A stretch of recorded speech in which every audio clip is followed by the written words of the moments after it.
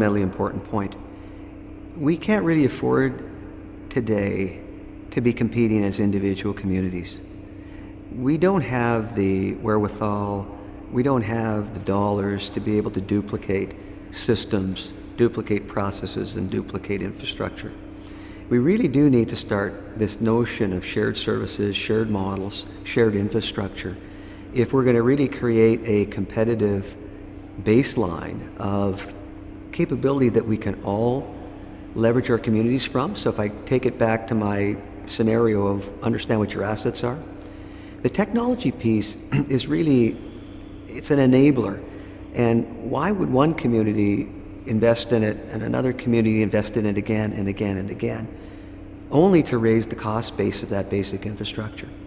I remember 20 years ago, the banks, worldwide banks, when they got into the internet, everybody invested in an internet platform.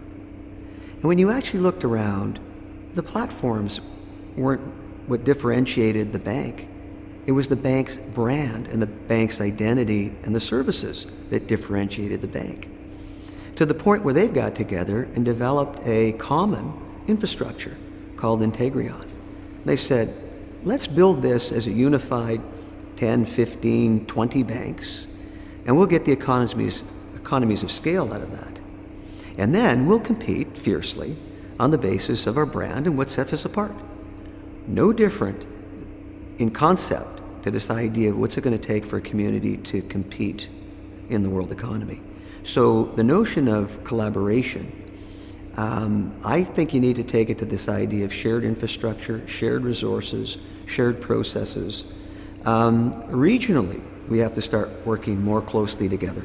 And in Canada, there are, I will bet you, 10 or 12 regions across the country that you can carve out and put together a strategy where the communities share resources, share knowledge, share strategies, share intent.